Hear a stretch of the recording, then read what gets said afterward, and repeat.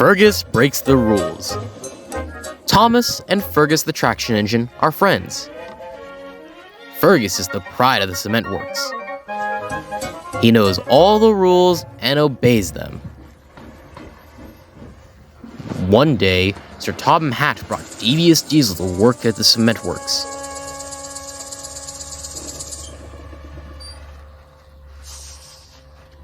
I need Diesel to help a while.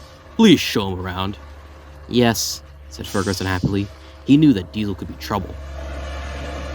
Later, Diesel was being careless. Not like that, snapped Fergus. Do it right. Don't interfere, sneered Diesel.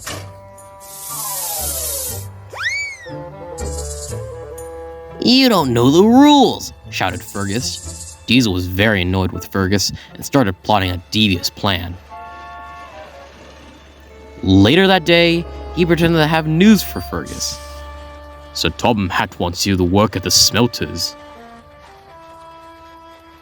Me? But I'm the pride of the cement works.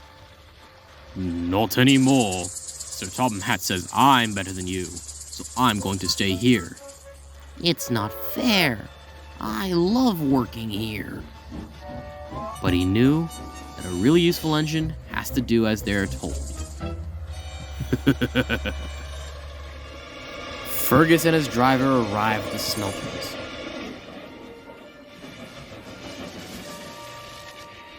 I want to go back to the cement works, wailed Fergus. None of the other engines like coming here. It's so scary. You're right, said his driver. Just then, the scrap dealers arrived. Hello, are you happy to be here? No! Cried Fergus. His driver was scared too. Come on, Fergus, we're going to escape. And for the first time, Fergus broke the rules. Sir Topham Hatt was enjoying a tasty fish supper when he heard that Fergus was missing. That's not like Fergus. There must be something wrong. I will send Thomas to look for him. Fergus and his driver turned onto an unused track to find a place to hide.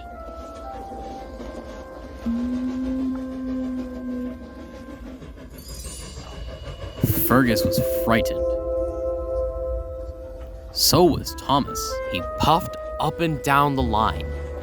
He couldn't see Fergus anywhere. We could check the old mine track, said his driver. That line's dark and spooky, whispered Thomas. But he had to be brave and find Fergus.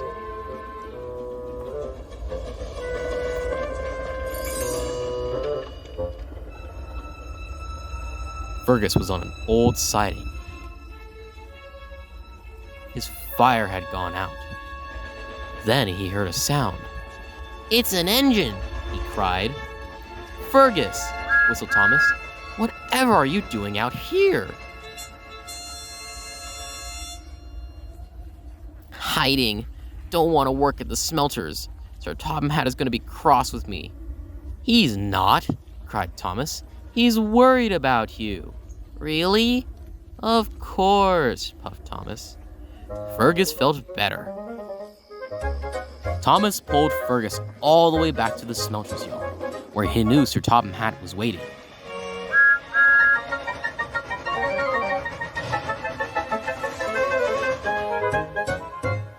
Fergus, explain yourself. I ran away. It's scary here. Diesel told Fergus that you wanted him to work at the smelters forever. Nonsense! Fergus, you are the pride of the cement works. I shall send Diesel to the smelters, and you can go back to the cement works tomorrow. Oh, thank you, sir, said Fergus happily. Fergus knew he had a good friend in Thomas, and he was still the pride of the cement works.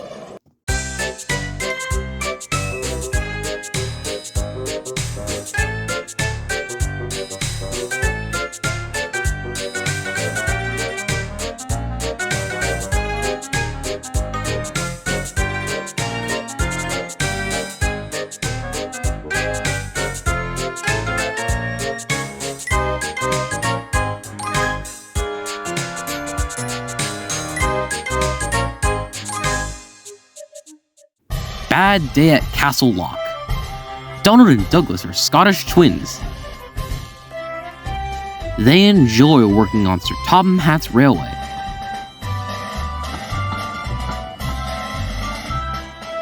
But sometimes they long for Scotland, their old home.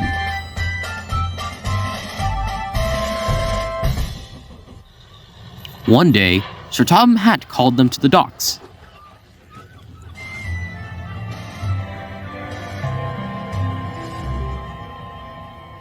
Lord Callan's castle is finally reopening. There should be a grand celebration tomorrow. I need you to take banners, bunting, and bagpipes to the castle. Harvey, you must load them straight away. Yes, sir, chuffed Harvey. The twins were excited. Going to Lord Callan's castle would be like going home again. Soon, Harvey had finished loading the freight. Where are you going? Asked Percy. To Lord Callan's castle, Donald proudly announced. By Castle Loch. I'm glad I'm not going to Castle Loch, wheezed Percy nervously. Scared the monster might get you, teased Douglas. He might, said Donald. There's no monster. There's two. There's not. Is two. Is not. Is two.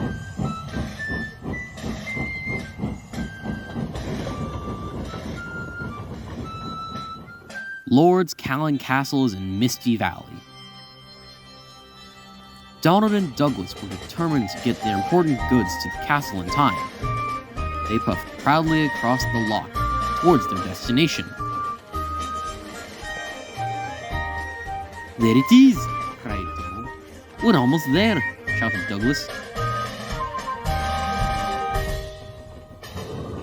But there was trouble ahead. Trees had fallen across the line. Donald and Douglas stopped just in time. Then suddenly, there was a loud crash. The brakemen had been hit by a landslide and come off the rails. They were stuck.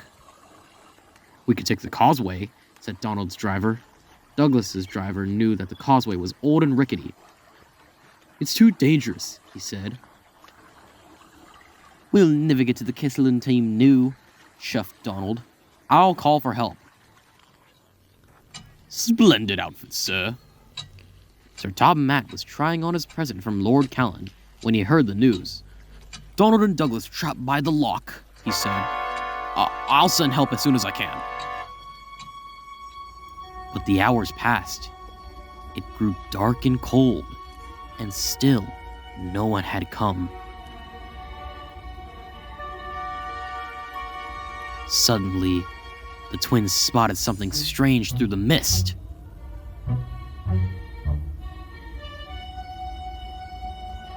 What's that? Called Donald. Is it the monster? Cried Douglas.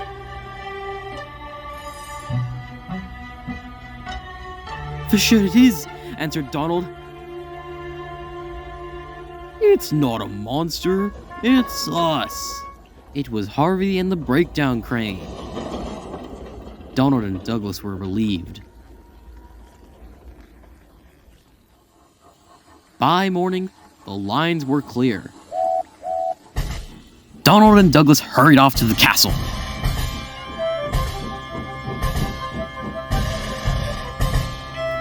Lord Callan's workers were waiting to unload the freight cars.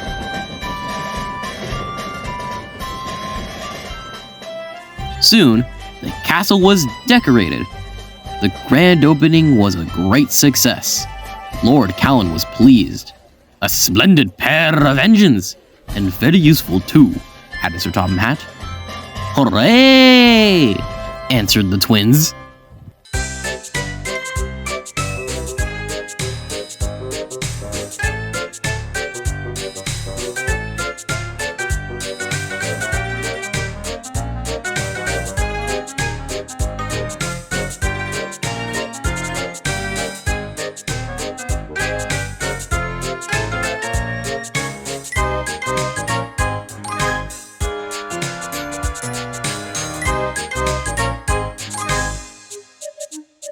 Toby's Windmill. There are many beautiful places on the island of Sodor. The engines love the pretty watermill and the peaceful canals, as well as the castle on the lake. Toby's favorite place is the old windmill. The windmill is worn and it cannot make too much flour now. Toby still loves to watch the sails go around, and the miller is a good friend of his. Good morning, Toby. One day, Toby was collecting a load of flour to take to the market. But he was busy watching the windmill sails that he forgot to look where he was going.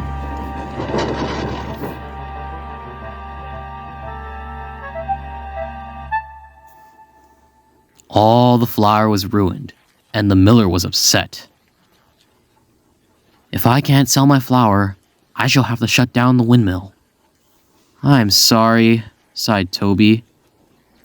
Harvey arrived to put the cars back onto the tracks. Toby was sad.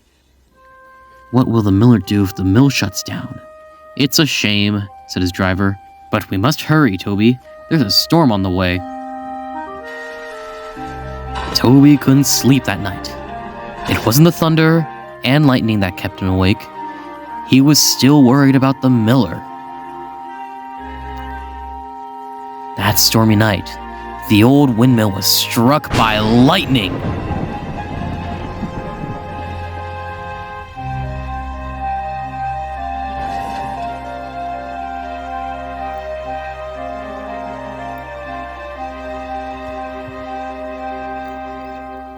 The next morning, Toby shoved carefully along his branch line. The storm had torn trees from the ground, and farm buildings had been damaged. Then, Toby saw the most shocking sight of all. The windmill is broken, he cried. This means the end of my business, said the miller sadly. I can't afford the timber to make the repairs. Toby really wanted the help. There must be a way. Suddenly, his driver saw a fallen tree ahead. Harvey and Terrence were clearing the tracks.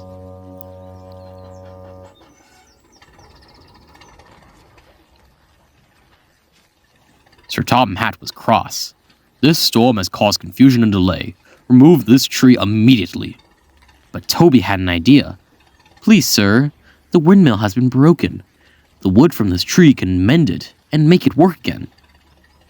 What a splendid idea, agreed Sir Topham Hatt.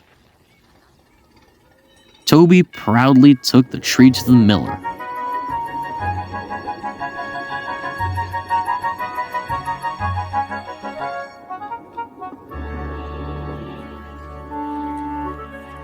The miller was delighted. Now we can build our windmill back up, and it'll be as good as new.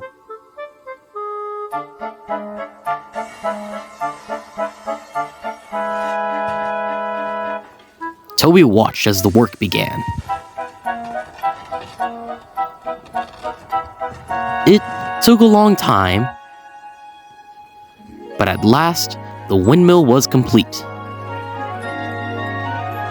Sir Topham Hatt was most impressed. The miller was grateful. Thank you, Toby. Your idea saved my windmill. Toby beamed happily. Now the windmill produces more flour than ever before. And Toby makes twice as many deliveries to the market. He never tires of watching the sails go round. And he is very proud that the miller now calls it Toby's Windmill.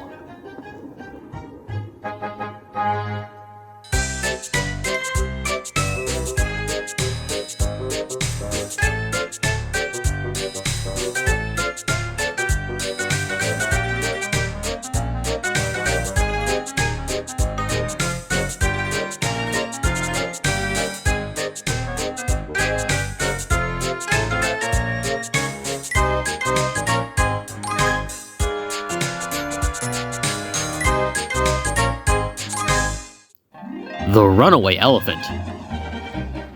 The engines on the Island of Sodor were excited. A new park was being built. Everyone was working hard to get the job finished on time.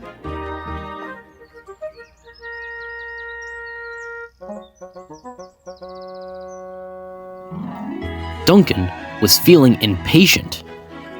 "Get a move on, slow coach," he puffed crossly to Rusty.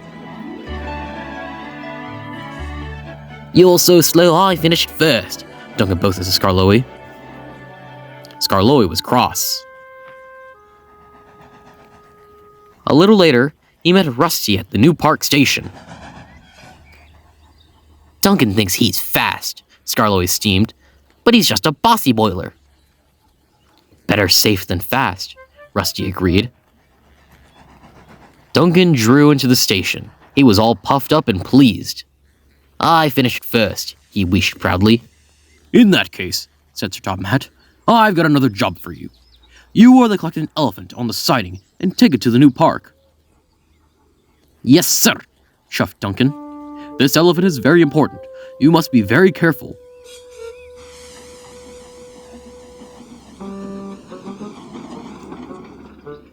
When Duncan saw the elephant, he was surprised. "Why, it's only a statue," he said. "This is an easy job." "You must wait for the brake van," said the station master. "This statue is very heavy." "Nonsense," huffed Duncan to his driver. "I've pushed heavier loads than this plenty of times." "Let's go, Duncan," said his driver. "But we must be careful in that case." So they left, but without the brake van.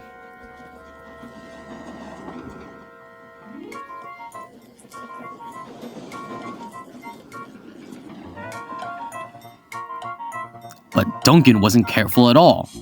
He was impatient. "We'll show them how fast I could be," Duncan whistled. "We'll deliver the statue and I'll still finish first."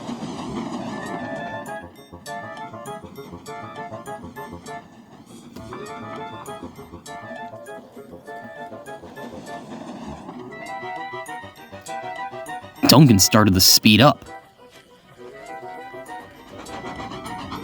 Soon, Duncan was going as fast as his wheels could carry him. His driver started to worry. So he tried the brake, but Duncan was out of control. He was scared. He had never gone this fast before. People waved and cars tooted as Duncan sped by. Suddenly, a tractor trundled across Duncan's line. "Look out!" shouted his driver.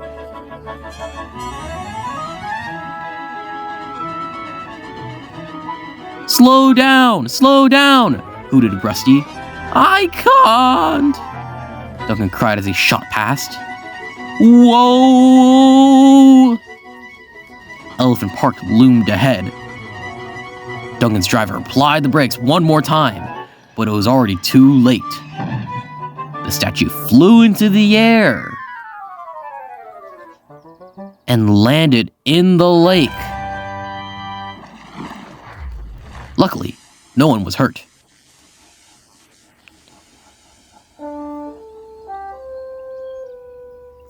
In no time, Sir Topham Hatt arrived. He was cross. "I told you to be careful. You should have waited for the brake van," he said sternly. "I'm sorry, sir," mumbled Duncan. He felt very embarrassed. Duncan was repaired in time for the grand opening. He was still surprised to see the elephant standing in the lake. "Everyone loves the elephant in the lake," said Lady Hatt. "Even if it was a mistake," added Sir Topham Hatt. "Hooray for Duncan's mistake!" cheered the engines. Duncan blushed and went a deep shade of red.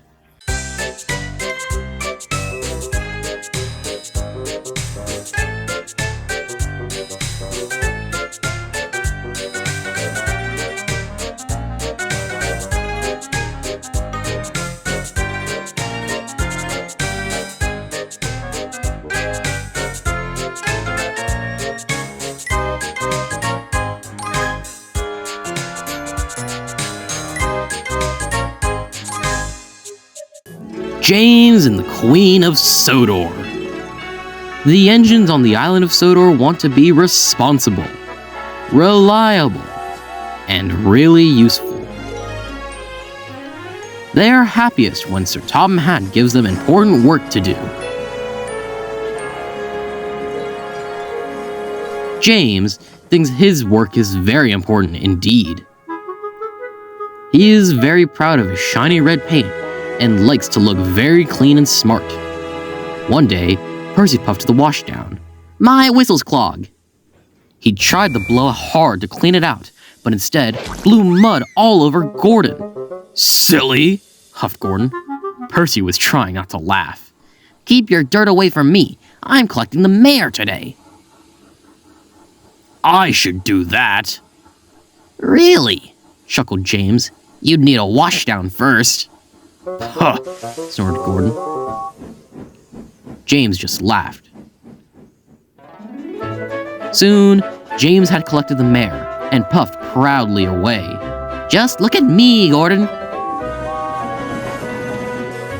Show off, muttered Gordon. Sir Topham Hatt came to the sheds. I needed an engine to collect the Queen of Sodor. Who's the Queen of Sodor? Asked Thomas. A leaky old barge, replied Sir Topham Hatt. She needs to go to the workshops. It's dirty work, I'm afraid. Just then, James shunted into the sheds.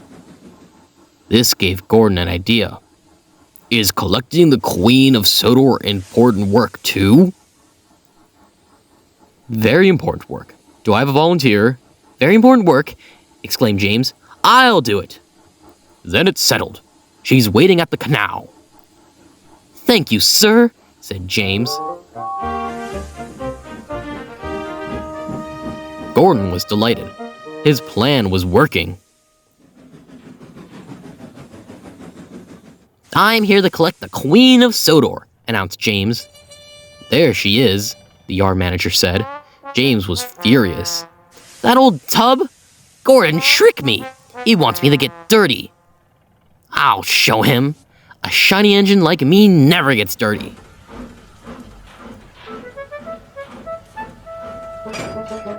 Soon, James set off with the Queen of Sodor.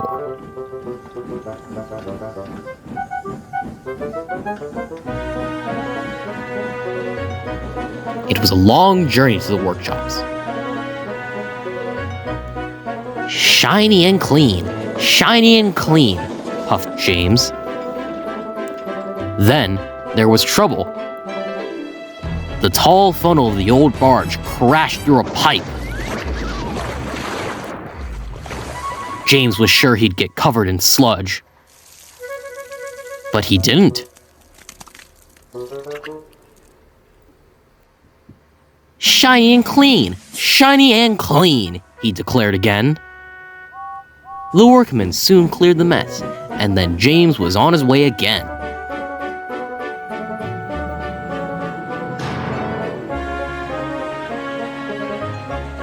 He arrived safe and sound, and pleased that the dirty work was done.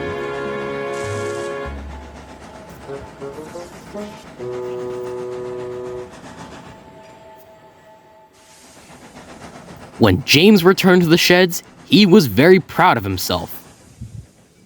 How did you manage to stay so clean?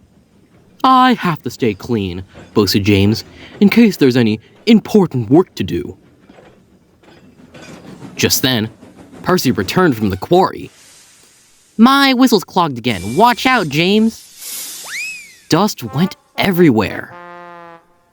I did warn you. You'll need to go to the washdown now, teased Thomas. Good, snorted James. It'll make me readier than ever. I'm such a splendid engine. Ugh. You hearing this bitch, bro? Ugh.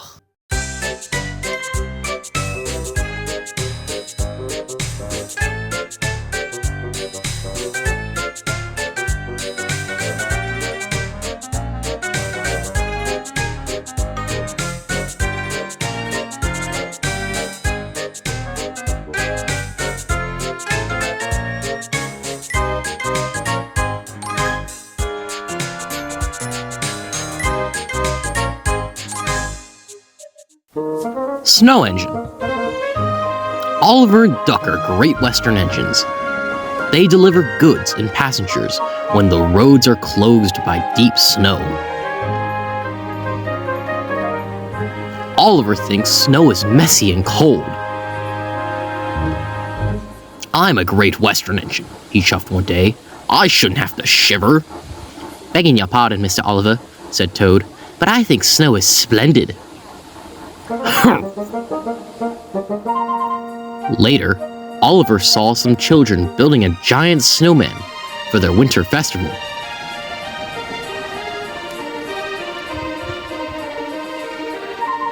Each time Oliver passed by the snowman, it grew bigger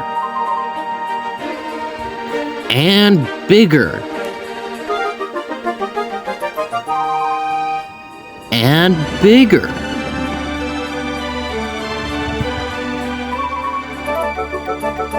And bigger.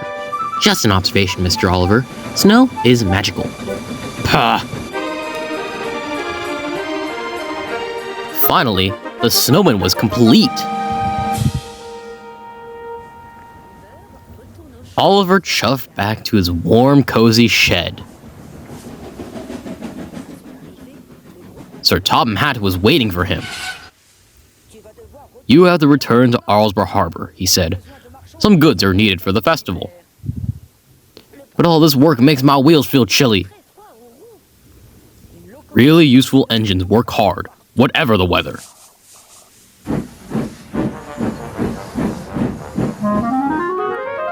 Soon, Oliver was loaded and on his way. The snow was cold. It had frozen the points and diverted Oliver onto the wrong line. Whoa, shiver my boiler, cried Oliver.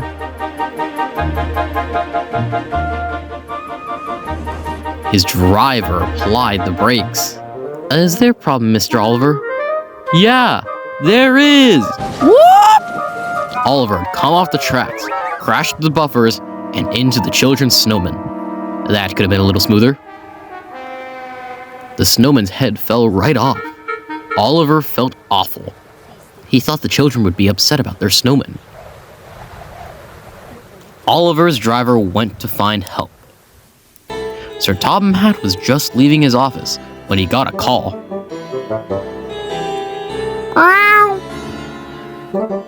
Duck will bring the breakdown train first thing in the morning, he said. Oliver's driver returned and told him the bad news. I'll be out here all night, moaned Oliver. I'm afraid so. Luckily, the village inn had a toasty, warm room for Oliver's driver. But Oliver was getting colder and colder. His fire had gone out, and his funnel was covered in icicles. Oh, I was right all along. There's nothing magical about snow. Ooh. Toad was beginning to think Oliver might be right. Next morning, the children saw the situation. Look, a little girl shouted. Our snowman has eyes in its tummy. No, it doesn't, laughed a boy. It's Oliver. That gave the children an idea. When Oliver woke up, he was surrounded by happy children. Oliver's a wonderful snow engine, they cried. Oliver was so relieved that suddenly he didn't feel cold anymore. Duck arrived with the breakdown train. But when he did, Oliver didn't want to leave. He was enjoying the winter's festival so much. You were right, Toad, Oliver called. There are some magical things about snow. Perhaps, Mr. Oliver, shivered Toad. Oh, definitely.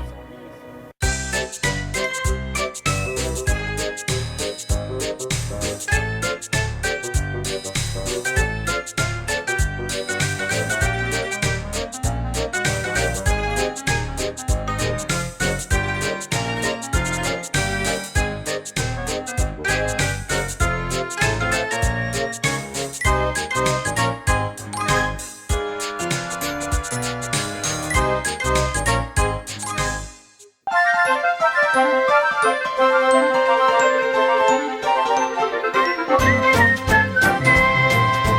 once was an engine who ran away, just up and went, and ran away, sacked up his tender, headed down the line, toot toot, farewell, goodbye. You ever heard the wicked old diesel say he was heading for the scrapyard any day? He didn't want to wait for that fateful day, so the little old engine ran away. He huffed and he puffed, his wheels started turning. He chuffed and he chuffed, his little firebox burning. He slipped his brakes and let his whistle fly. Toot toot, farewell, goodbye.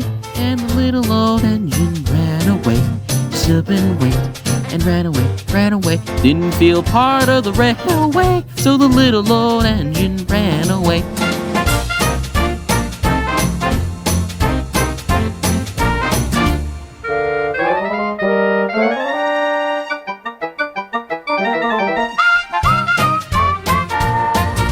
And when the other engines heard he'd gone, they felt so sad, cause they knew he had got it wrong. No matter what the diesel had to say, their Topham has the final say. So they thought and thought, where could he go? Some searched high, the other searched low.